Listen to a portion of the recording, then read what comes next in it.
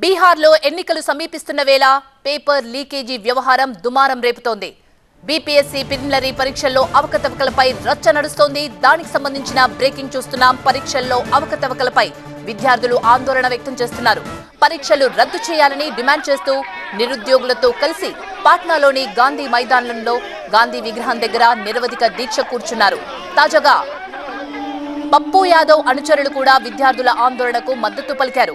పాట్నాలో railway track పై పడుకొని నిరసన వ్యక్తం చేశారు. దీంతో రైళ్ల రాకపోకలకు అంతరాయం ఏర్పడింది. రంగంలోకి దిగిన పోలీసులు పలువురిని అరెస్ట్ చేశారు. ఇక డిసెంబర్ 13వ తేదీన నిర్వహించిన బీపీఎస్సీ కంబైన్డ్ కాంపిటేటివ్ పరీక్ష క్వశ్చన్ పేపర్ లీక్ అయినట్టు ఆరోపణలు వస్తున్నాయి. దీంతో గత 10 రోజులకు పైగా నిరుద్యోగులు నిరసన వ్యక్తం చేస్తున్నారు. పరీక్షను క్యాన్సిల్ చేసి కొత్తగా మళ్లీ నిర్వహించాలని కోరుతున్నారు. అయితే పరీక్షను రద్దు చేసే ప్రసక్తే లేదని బీపీఎస్సీ అధికారులు తేల్చి చెప్తున్నారు.